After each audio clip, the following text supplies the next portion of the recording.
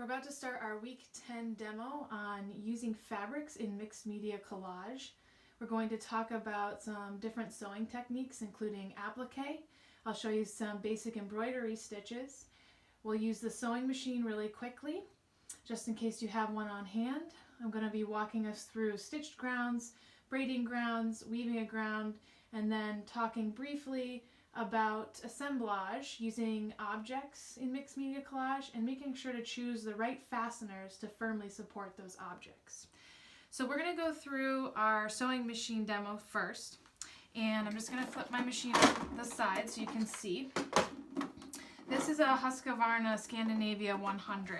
This is just a really standard sewing machine that maybe you might have on hand or your mom or your grandma has on hand.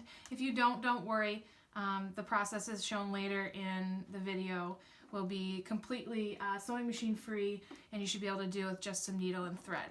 So you can sew fabric together, obviously. You can sew paper together, but you can also sew paper and fabric together at the same time. What you want to be careful of is the tension when you sew different types of materials together. So you'll see you've got your stitch patterns here that you can choose by switching your dials, and then you've got your tension with the bobbin and the foot, the pressure foot here, okay?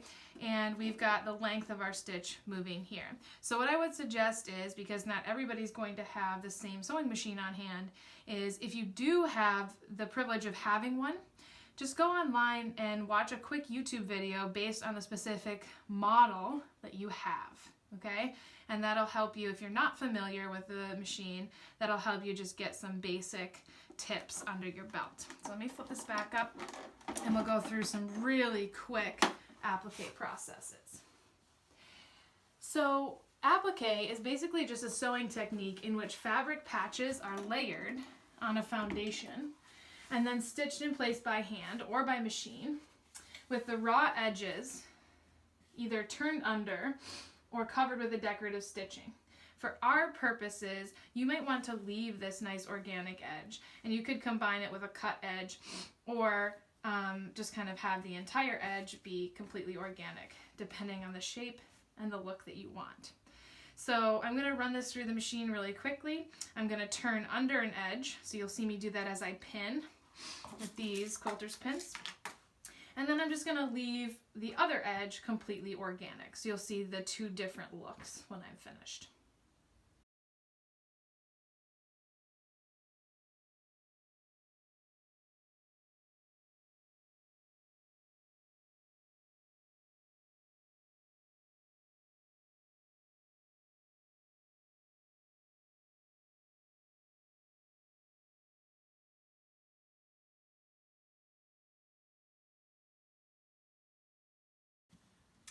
So you can certainly sew in a perfectly straight line, as I did when I started, or you can go a little bit more organic and start to turn your fabric in the machine.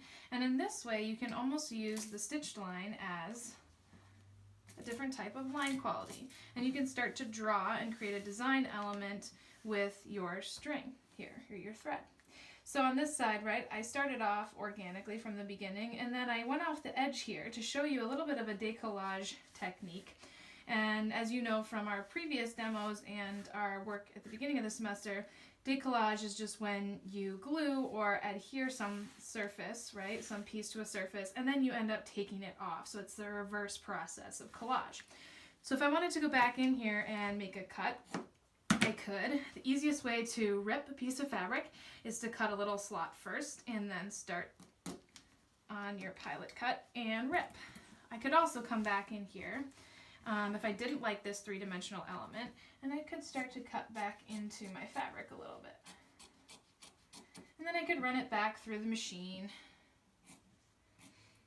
and tack down these new cut edges where glue is showing through here. And for this detail, this amount of detail, I probably want to take some more pins and go back in here and tack this edge down just to make sure that it doesn't move as I'm sewing. Okay, so there's multiple different options with the sewing machine. And again, you can do the same thing with fabric, or excuse me, the same thing with paper that you're doing with the fabric. Okay, so I'm just going to sew a couple pieces of paper together here to show you what I mean by that.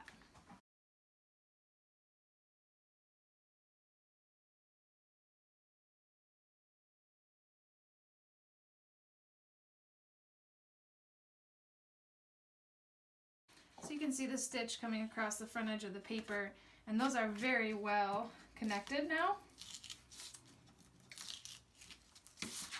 through my sewing. Okay, so in this way we can kind of get away from the use of glues and adhesives and start to think about the stitch as a way to adhere different materials together or combine different materials that we might not be able to combine in any other way. So that said, I'm going to move into our hand applique. Okay, do just a couple examples, and I'll work with the pieces that I've already started here on the machine. So you can see the crossover between the two different types of working. And what we'll do is we'll do a fabric hand applique and a paper hand applique, but I'm going to do paper on my fabric to show that you can mix materials here, and I'm going to do fabric on my paper.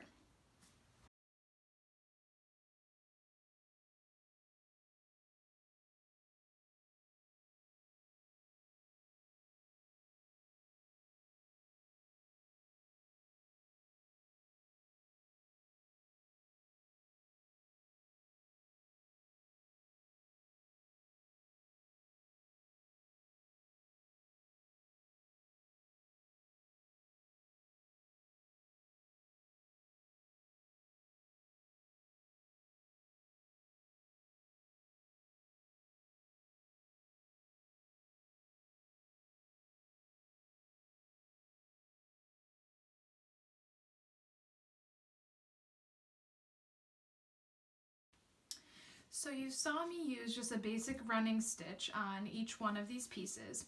And here I went pretty evenly and nice and straight. And then I started, as I got toward the point here, to go on a little bit more of a diagonal. The nice thing about a running stitch is you're basically going in, out, in, out. It's every other stitch. So you have this nice negative space, and then you have the ability to alter where you see the thread. So you can kind of go underneath an object or a plane of fabric and come back out on the other side. So you have the ability to tack where you need to and to leave negative space where you don't want to see any thread. It doesn't really matter what your piece looks like on the back unless you are expecting to have viewers view the piece from both sides. So just remember when you're using this running stitch, it will give you the flexibility to hide the thread if you wish. You can do these stitches as long or as short as you wish. And again, remember to think about the stitching here and the thread as a type of line, and imagine that you're drawing in space with that line. So I'm going to do just one more applique procedure, which we've already done in class, but I just want to give you a refresher in case you have access to any online purchasing, or if you're at the studio and you have access to the rag mount adhesive. So remember, we use this double-sided heat activated rag mount, and what this does is it will allow you to applique using an iron or a heat gun.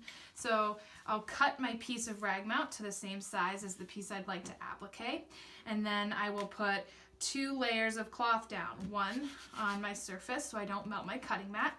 Then I'll sandwich my collage in between, and I'll put a drop cloth over the top.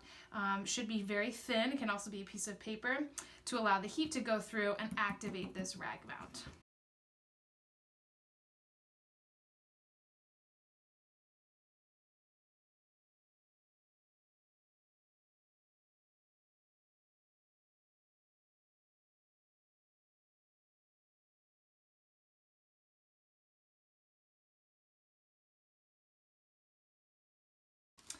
So now what I would like to do is show you some different embroidery stitches so that you are able to use more than just a running stitch in your applique process.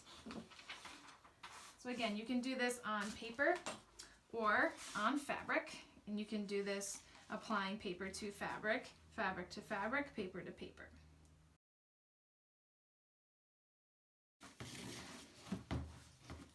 You can see here that I've given myself some guidelines. As you start, it's important that you go nice and straight and practice some of these to make sure that you're getting the look that you want, okay?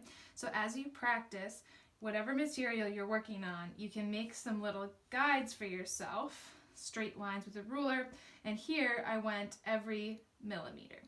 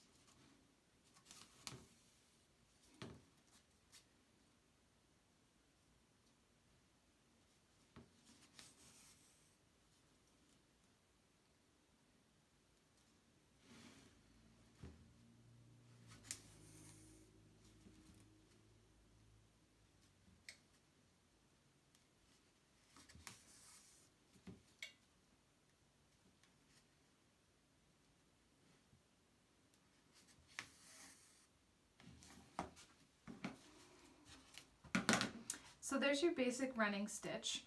As we said earlier, it's just an easy in, out stitch. Now we'll move to the cross stitch. Multiple ways to do this, but you want to try to keep yourself nice and clean. Up through the back, across that little box I've made for myself, up, and back down. And then I'm going to start in the adjacent corner, right where my other stitch came out.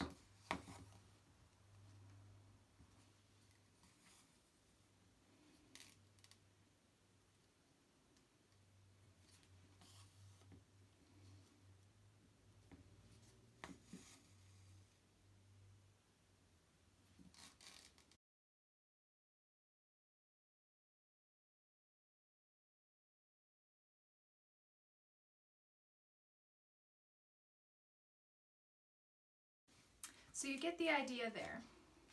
This is a great stitch to encapsulate different objects, something thicker, a little bit thicker piece of thread, or a thin piece of paper there. And it's a really great stitch to go over the edge of an applique that you're applying onto your ground.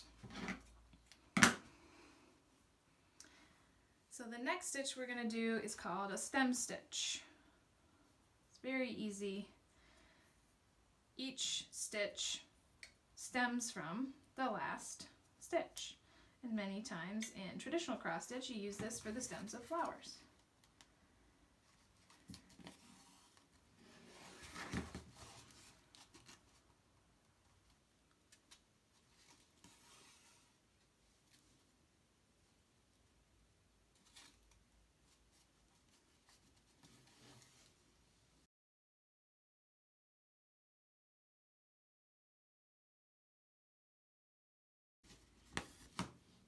And there's your stem stitch.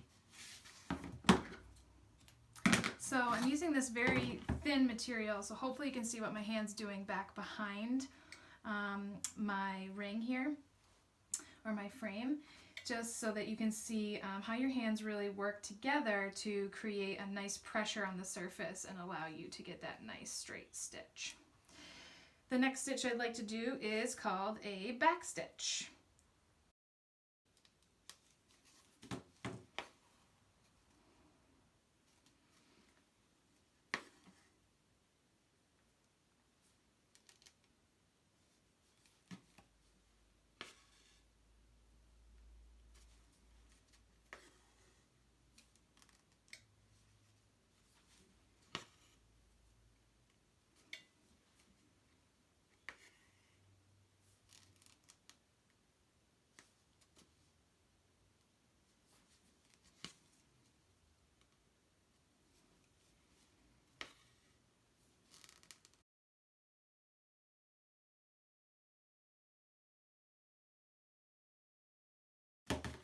There's your back stitch. Nice and straight and very strong. Our next stitch is called the satin stitch, and this is basically just a ladder of adjacent stitches that can, similar to the cross stitch, be used to encapsulate different objects. You can go as long or as short as you like with your stitches. Here you can see my two guidelines are not very far apart. I'm going to start on the top line, and then I'll bring my needle down toward myself in line with that first stitch, and then I'm just going to slide my needle up through nice and close to get my stitches very close together.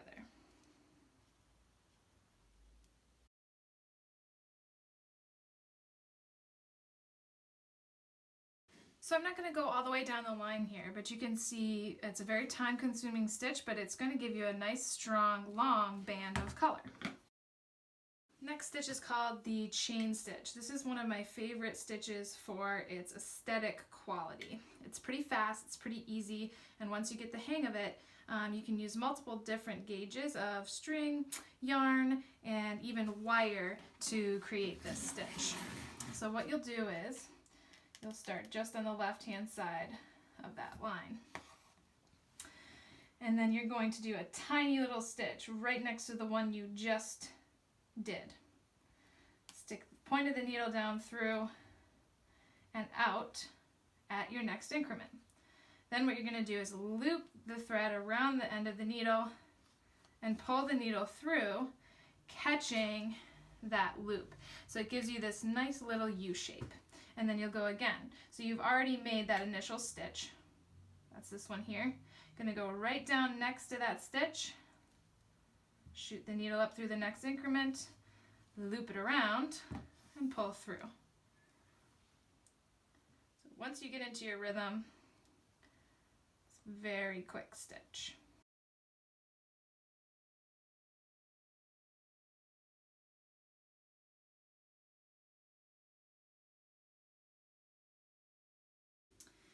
Next one we're going to do is called the blanket stitch. This one's another great one for putting on the edge of applique. It looks tricky, but once you get into your rhythm, it's pretty easy.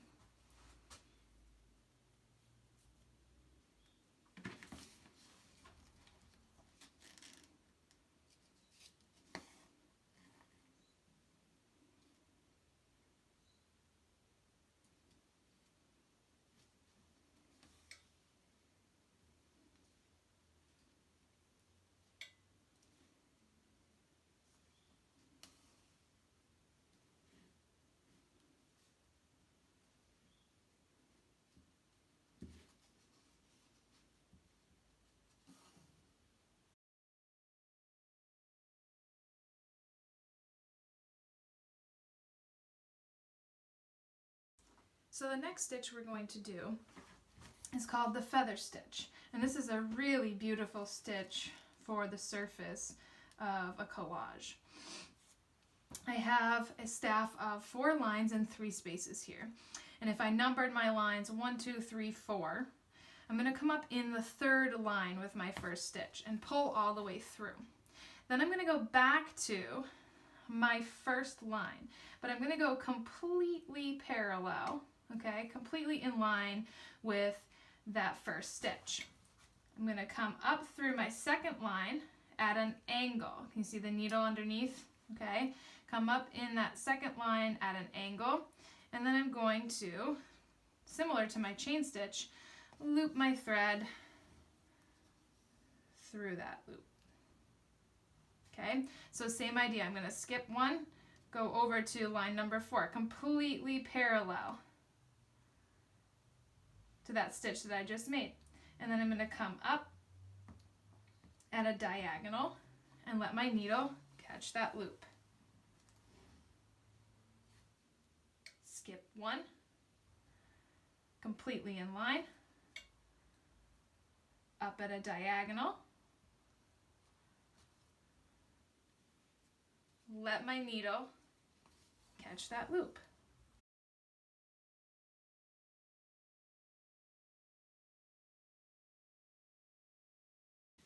Last but not least is the herringbone.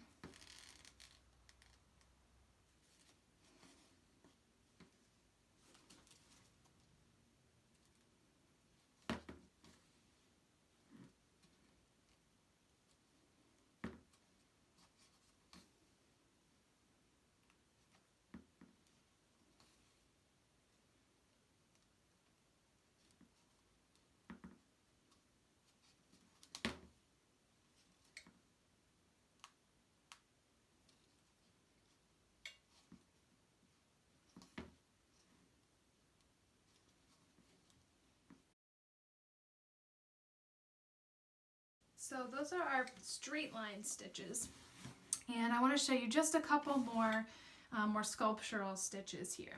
So with my French knots, I'm actually going to go with a little bit thicker thread here and a thicker needle so you can actually see what's happening.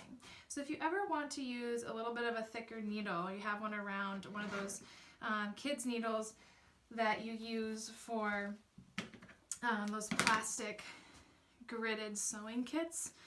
Some of you might have those around. All I suggest is taking an awl or your X-Acto blade and just allowing your needle to kind of, or the tip of your awl to poke through just a little bit. You can give it a little bit of a spin so that you kind of drill a little bit of a pilot hole for your needle, and that way it won't tear your fabric, especially if your fabric is a little bit thicker and your needle has a dull edge.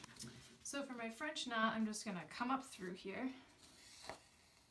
Okay, and then I'm going to wrap the thread or the yarn around my needle and go right back in nice and close to my first stitch. You can kind of see me pulling the thread through that little knot I made, and it makes this beautiful little tuft. Go up through, around the needle, and then back down through right next to the previous stitch, pulling the string through the loop, creating that nice little tuft. Okay? I'll continue to use this thread for my spider web or woven spider wheel here. This is a really fun stitch that can create a bunch of texture really fast. And basically, what you're going to do, I'm going to make this a little bit larger for us. What you're going to do is you're going to draw yourself a star. But we want to make sure that when we stitch our wheel spokes here, we always have an odd number. Okay? If you don't have an odd number, you're going to end up with a wheel that you cannot weave into quite as easily.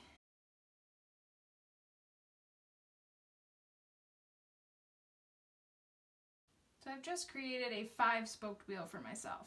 And then I'm going to come up right next to the center, but in a different hole. And then I'm going to start weaving. So I'm going to use my spokes in an over, under, over pattern. So I'm going to go over the first, under the second, over the third, under the fourth, over the fifth, under the first, in an every other one pattern.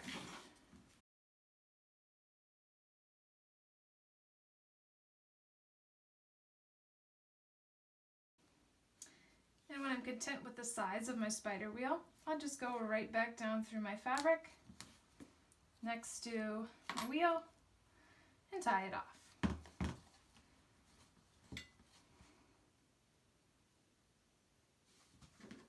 Last but not least is our lazy daisy. So this is a traditional cross stitch stitch that you may or may not choose to use. But know that if you want to experiment with it, you don't have to stay symmetric at all. You can make the petals as long as you like, and you can certainly change it up so that you can get the look that you want, the aesthetic that you want. So this is basically going to be like a chain stitch, but I'm going to fan it out into a floral pattern.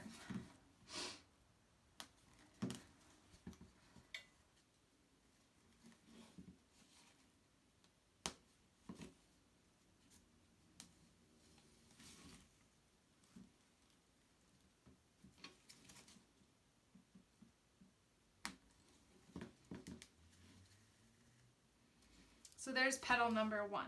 I basically did a chain stitch from the center and then a little stitch to tack the end of the petal down.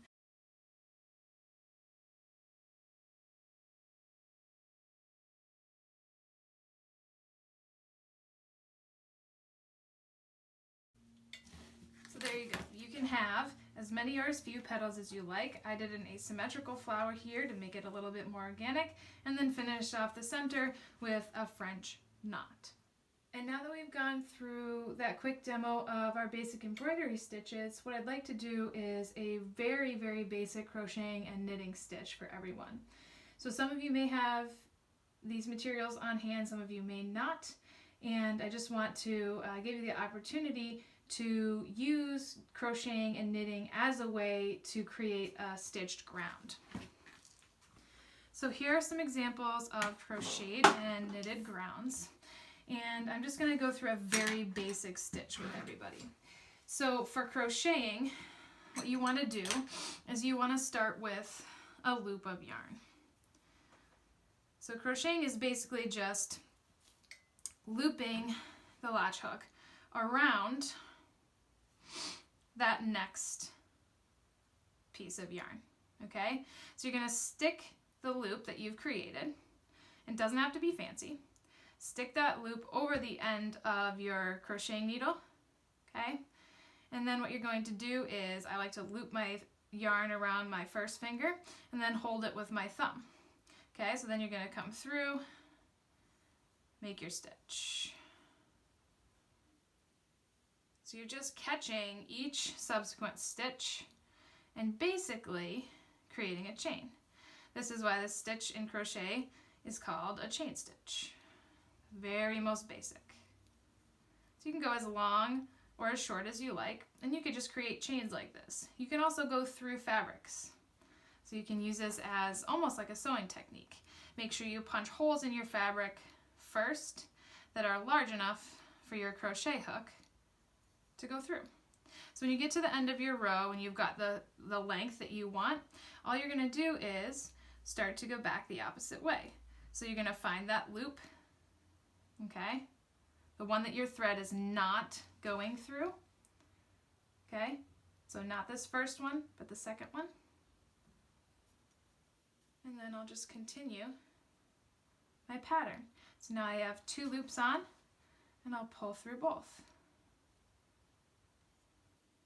Next loop, 2 loops on, pull through both. The next loop that my thread is not going through, 2 loops on, pull through both.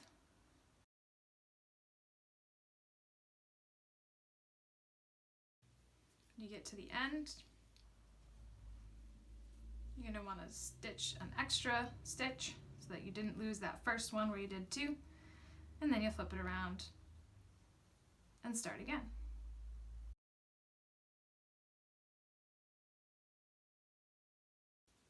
So eventually you'll end up with a knitted ground that you can then work back into.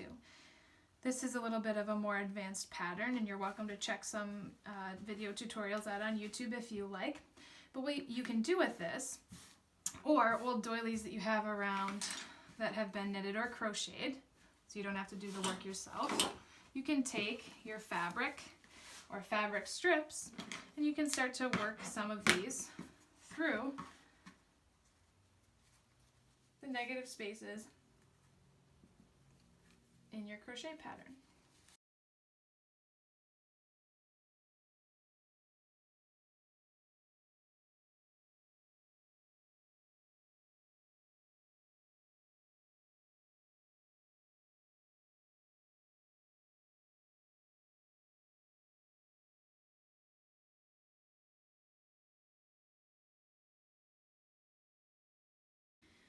So let's do a knit stitch really quick just to show you.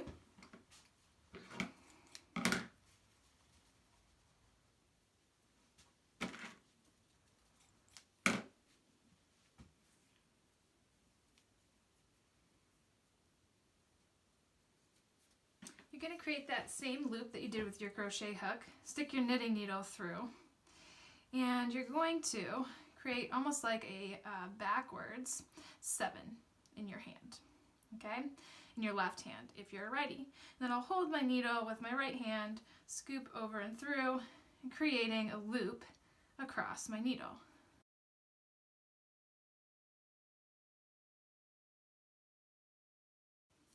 And again, you can create as many stitches as you like. For our purposes here, we'll stop there, okay? So then you're going to take the needle that you've got your stitches on in your left hand and loop your thread or your yarn around your first finger and catch it in your last 3. So this is how you'll hold your needle. You'll stick the point of the needle in your right hand up through that first stitch, loop the yarn around, and pull back through. So the stitch on your left needle is going to come off the end, and you're transferring it to the right. So again, that's up through the bottom,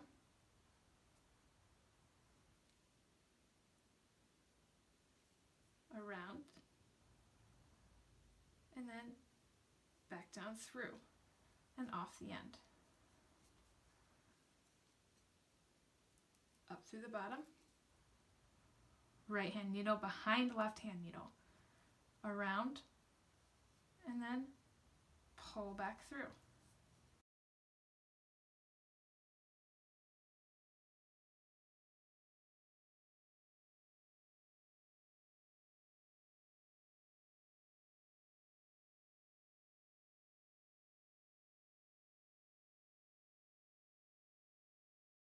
So once you finish, you'll end up with a ground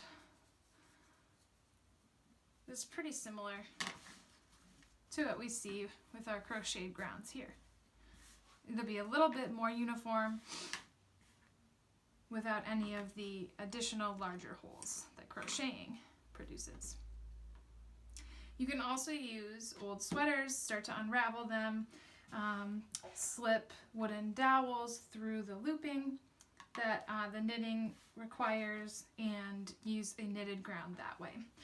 Once you have your knitted ground, you can either use this as your finished collage or keep adding and layering processes that we've already talked about on the surface.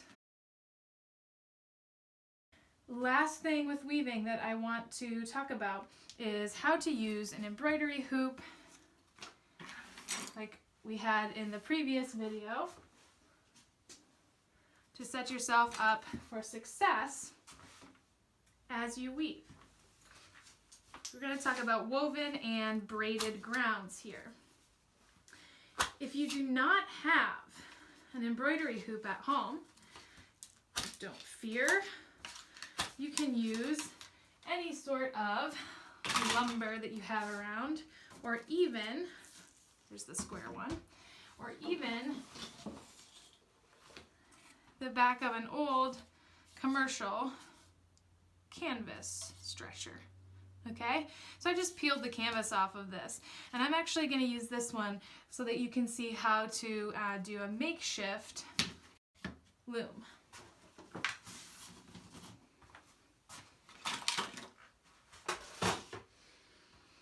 So I can pretty much weave any material that I'd like, but I'm going to start with fabric so that it's nice and flexible for myself. And I basically just got a nice little hammer, utility hammer, and some finishing nails. You can also use tacks, or you could use staples if you like. If you have a power stapler, that's fine. Whatever you have on hand, okay? So what I'm going to do is, to create my loom, I could end up using this as a frame for my piece in the end. So if I wanted to have this frame be a part of my finished collage, I might do a little touch-up here, maybe apply some paper or paint to make it fit in with my overall vision for the piece. But because I'm going to end up taking this off at the end, I'm just going to go for it. So I'm going to start with my fabric here. And I don't have to be overly careful about how long it is, okay? If I was using my stapler, I would just come in, staple one end, okay? Pull it nice and taut.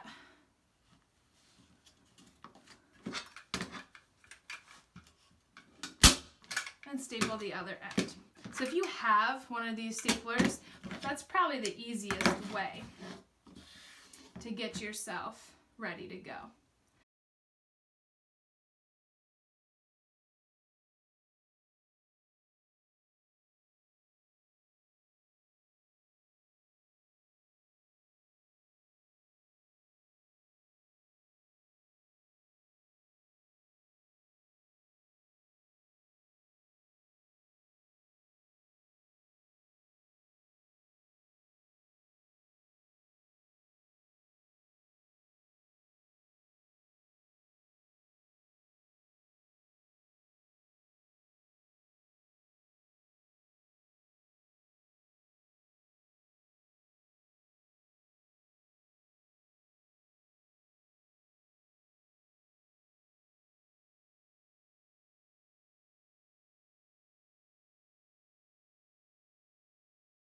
So the nice thing about weaving is I can push my fibers together as much as I want. I can combine different types of fibers. I could combine objects in here. I can tie things onto my cross pieces here. And again, I can either leave my frame on here. I could paint this with methyl cellulose right now and or some sort of adhesive and let it dry and press it so that it would stay together. I could run this as a calligraph, or I could print this, use it as a stencil if I wanted to, paint right through it if I flipped it over. So all sorts of different things that you can do with your weaving. And again, this is not a traditional weaving process, so this is not for functional objects. You can break the rules as much as you like. Okay? So the last thing I want to talk about here before we end the demo is just in reference to assemblage and choosing the right fastener or gauge of thread or rope or yarn for your different types of objects that you want to be including on your pieces here. So remember, wires are viable options. Quilting threads, normal fabric thread, waxed threads, metallic, shoelaces, any sort of chains or jewelry that you have. This is an old pull from a lamp, duct tape, and then as far as pins, you can use clothespins, you can use upholstery tacks, you can use finishing nails, whatever you like. Okay?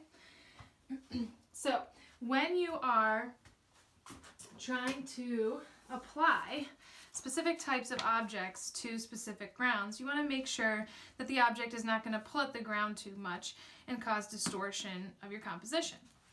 So, in general, when we use embroidery floss or we use some sort of quilting thread, you've got a pretty small limit on your poundage. You want to stay under a pound, and we want to use some of those stitches that we talked about to perhaps encapsulate part of the object. So I might, in this case, go around the narrower parts or in and through the negative spaces.